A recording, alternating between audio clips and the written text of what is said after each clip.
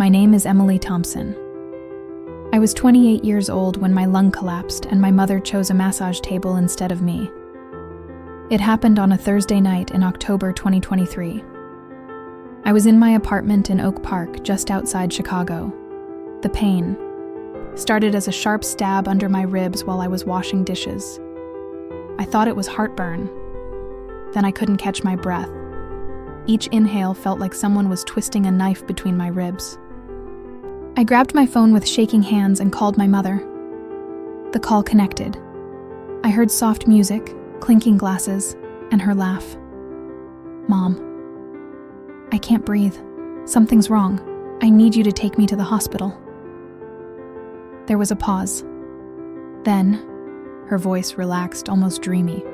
"Emily, honey, it's probably just anxiety again. I'm at the spa in Door County. We just finished yoga. Try to calm down." I gasped.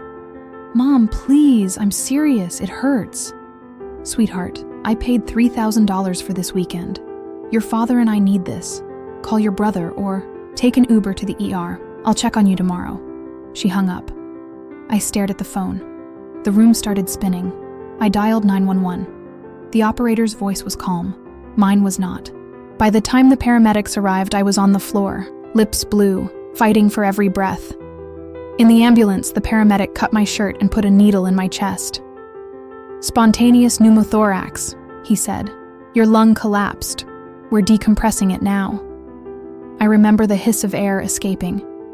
I remember thinking my mother was getting a hot stone massage while I wondered if I was going to die. At Northwestern Memorial Hospital, they rushed me into a room. Doctors moved fast. Tubes, monitors, oxygen mask. I lay there alone under the bright lights, phone in my hand, waiting for someone to show up. No one did that night. My mother, Karen Thompson, stayed at her luxury spa resort. She posted a photo on Facebook at 9:47 p.m. Her face glowing, wine glass raised. Caption: "Self-care is not selfish." I saw it the next morning when a nurse handed me my phone. That was only the beginning. The pain was constant. Every breath felt like glass in my chest. The doctor explained I had a large collapse on the left side. They inserted a chest tube. The sound it made when it drained was wet and horrible. I focused on the beeping monitor to stay conscious. I called my father. "Richard." He answered on the third ring. "Dad, I'm in the hospital. My lung collapsed. Mom won't come." He sighed like I had interrupted an important meeting. "Emily, your mother has been planning this trip for months. She needs the break. I'll try to come by tomorrow after work. Just rest. Hospitals are full of germs anyway." "Dad, I'm scared." "You're strong. You'll be fine. Text me the room number." He never came that day. My brother Jason sent a text at 11 a.m. "Sorry, sis. Busy with the kids. Hope you feel better soon." No call, no visit. I spent that first full day staring at the ceiling, counting the tiles, listening to the nurse's footsteps. The woman in the next bed had her entire family around her. They brought flowers. They laughed quietly. I turned my face to the wall. On Saturday morning, my mother finally arrived. She breezed into the room smelling like lavender and expensive lotion. Her skin was sun-kissed. She carried a small gift bag. "Emily, you look terrible. Why didn't you tell me it was this bad?" I stared at her. "I did tell you." She waved her hand. "You always exaggerate when you're stressed. Work has been so hard on you. Here, I brought you some herbal tea from the spa." She sat on the edge of the bed and checked her phone. "Your father will be here soon. He had to finish some paperwork." I asked her why she didn't leave the spa immediately. She looked genuinely surprised. "Honey, what could I have done? I'm not a doctor. You were in good hands, and I already paid for the full package. Facials, dinners, everything. It would have been a waste." I didn't have the strength to argue. The chest tube pulled with every movement. I closed my eyes and let her talk about how wonderful the resort was, how she met a woman whose daughter also had anxiety issues. That afternoon, my father arrived. Richard Thompson, always in his pressed button-down shirt, always smelling of coffee. And cologne. He hugged me carefully, avoiding the tubes. "You gave us quite a scare, kiddo. But you're tough, just like your old man." He pulled up a chair and started talking about the family finances, how expensive healthcare was, how we needed to be smart, how maybe it was time to rethink some things. I was too tired to understand what he was really saying. The next week was a blur of pain, tests, and empty hours. The chest tube stayed in for 6 days. When they finally removed it, the relief was enormous, but the fear remained. The doctor warned me it could happen again. I needed to avoid flying, heavy lifting, smoking. Not that I did any of that. My mother visited twice more. Each time she brought small gifts and left after 40 minutes. She had commitments: book club, Pilates, lunch with friends. My father called every other day. His voice was warm, concerned. He said he was proud of how I was handling it. He promised we would sit down as a family soon and sort everything out. I wanted to believe him. I was discharged after 8 days. Jason picked me up. He complained the whole drive home about traffic and how expensive parking was at the hospital. He dropped me at my apartment and left before I even got inside. My first night home, I cried for 2 hours straight. Not loud sobs, just silent tears while I sat on the couch, afraid to lie flat. Every breath still hurt. I kept replaying my mother's words. It would have been a waste. Something inside me shifted that night. I started noticing things I had ignored for years. The way my parents always prioritized Jason's needs. The way they dismissed my struggles. The way money seemed to flow toward my brother's business, but never toward me. I didn't know it yet, but the real collapse was just beginning. 2 weeks later, I was back at work part-time. I'm a graphic designer for a small agency in downtown Chicago. My boss was understanding, but deadlines don't. Wait, I worked from my laptop on the couch, trying not to cough. My mother called on a Sunday morning. "Emily, your father and I have been talking. We think it's time to make some changes with the family house. The market is good right now." The family house was the 3-bedroom home in Elmhurst where I grew up. My parents still lived there. I had always assumed it would stay in the family. "What kind of changes?" I asked. "We're thinking of selling. Jason needs capital for his new venture. The real estate agent says we could get $480,000. I sat up too fast. Pain shot through my side. "Mom, that's my childhood home. And what about me? I could use help with these medical bills." She laughed lightly. "You're an adult, Emily. You have a job. Jason has 2 kids. It's different. Besides, your father has a plan. He's writing everything down so it's fair." That was the first time she mentioned the letter. I told her I needed to rest and hung up. My hands were shaking again. The tension built slowly over the next month. Thanksgiving was approaching. My mother kept sending photos of the spa, new trips she was planning. My father started coming over more often, bringing groceries, asking about my health. He seemed attentive, almost too attentive. One evening in mid-November, he sat at my kitchen table and looked serious. "Emily, I've been thinking about what happened. Your mother. She has her flaws, but we're a family. I want to make sure you're protected. I've been working on some documents, a letter that explains how we're going to divide things properly." He wouldn't show it to me yet. "It's not finished. I want it to be perfect. You deserve that." I felt a flicker of hope. Maybe he saw how wrong they had been. Maybe the collapse had woken him up.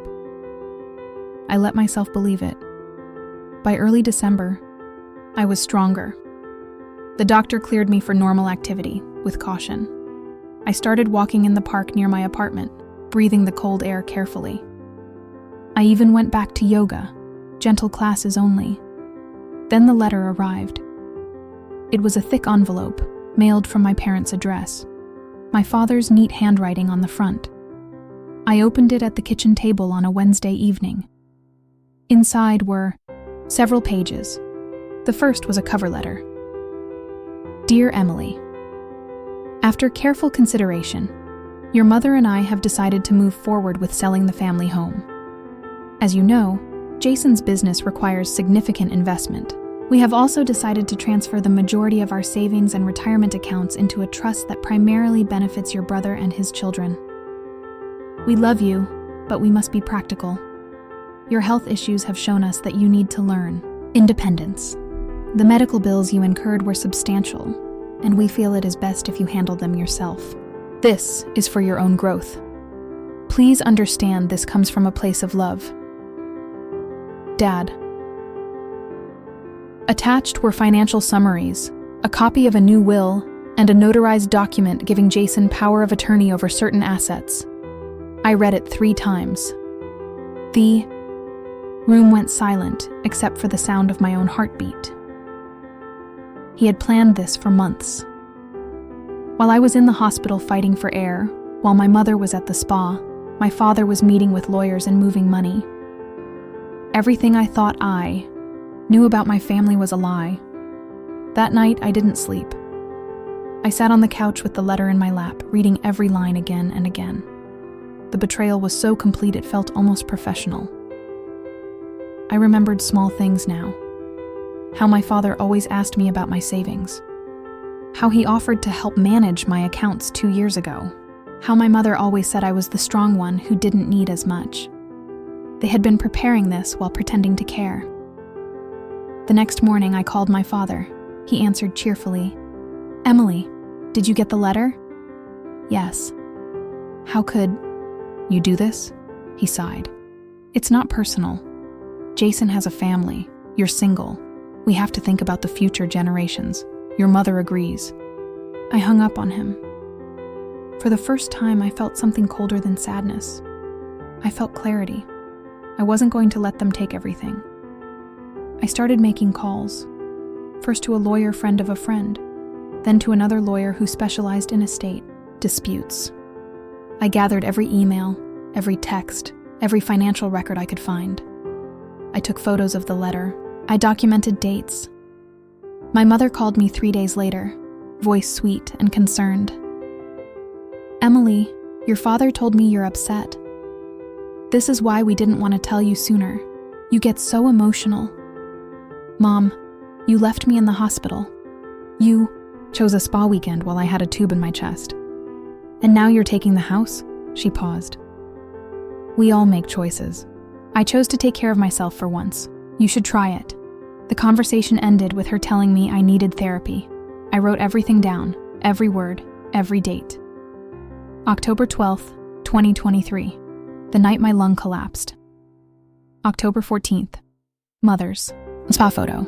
November 18th, Father's first visit after discharge. December 5th, the letter. I was building my case. Christmas came and went without me. I spent it alone in my apartment with a small tree and takeout Chinese food. My phone stayed silent. No invitations, no gifts, just silence from the people who were supposed to love me. But silence gave me time to think. I realized my father's letter wasn't the end. It was the beginning of my fight. I had spent years trying to earn their love, trying to be the good daughter, the reliable one, the one who didn't need anything. Now I needed to become someone else, someone who protected herself. The pain in my chest had faded, but a new strength was growing in its place. I didn't know how the story would end, but I knew one thing for certain. They had underestimated me. And that was their biggest mistake. I spent the next 3 weeks like a detective in my own life. Every morning I sat at the kitchen table with a notebook and my laptop. I went through old emails, bank statements, tax records my father had once asked me to share for family planning. I found transfers, small at first, then larger. Over the past 4 years, my parents had quietly moved more than $280,000 into accounts linked to my brother Jason. They had used my social security number on some documents without telling me. They had listed me as a co-signer on a loan I never knew existed. The betrayal went back years. Long before my lung collapsed, I hired an estate lawyer named Margaret Ruiz in downtown Chicago. She read the letter and looked at me across her desk. "This is textbook. Undue influence and financial elder manipulation, even though your parents aren't elderly. We have a strong case if you want to fight." I told her I did. Margaret filed a formal challenge to the new will and trust in January 2024. The paperwork was thick. The court date was set for March. My mother called me the day after the papers were served. "Emily Thompson, how dare you humiliate us like this? Your father is devastated. We are your parents." I kept my voice steady. "You left me in the hospital. You took the house. You took the money." "I'm just taking back what's mine," she screamed. I hung up. My father tried a different approach. He showed up at my apartment unannounced on a cold February evening. He carried flowers and wore the same cologne he used when I was a child. "Sweetheart, let's talk. This has gone too far." I let him in, but kept the door open. He sat on the couch where I had cried after the letter. He explained how hard it was to run a family, how Jason's business was struggling, how I was young and could rebuild. He offered me $50,000 in cash if I dropped the lawsuit. I looked him in the eye. "Dad, you wrote in the letter that this was for my growth. I'm growing. Right now by saying no."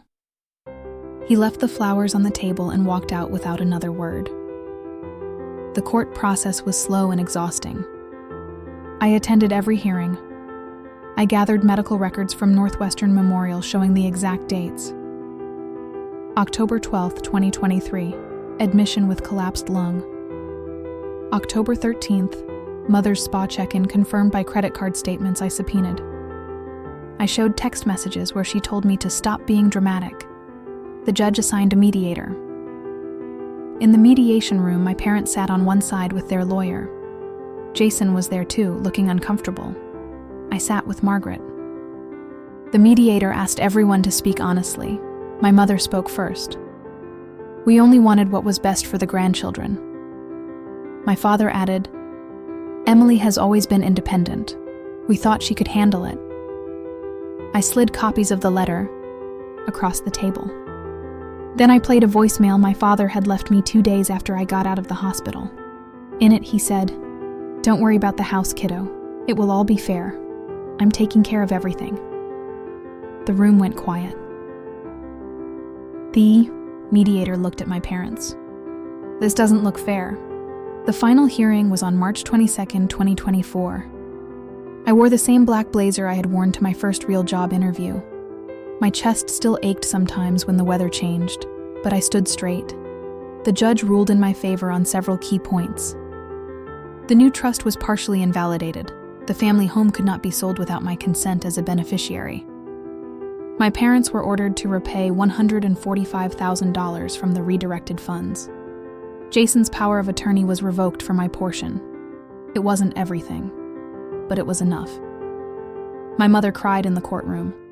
Real tears, this time. My father stared at the table, jaw tight. He wouldn't look at me. After the hearing, I walked out into the March sunlight. The air was cold but fresh. I took a deep breath, careful but full.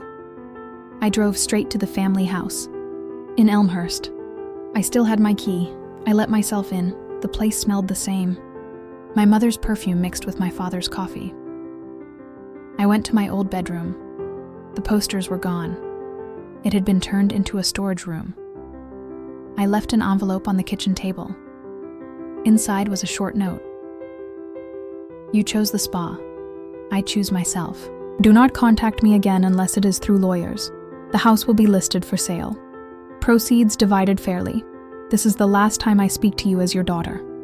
Emily." I locked the door behind me and never went back. Jason called me a week later. He sounded broken. "Emily, they're fighting now. Mom blames Dad.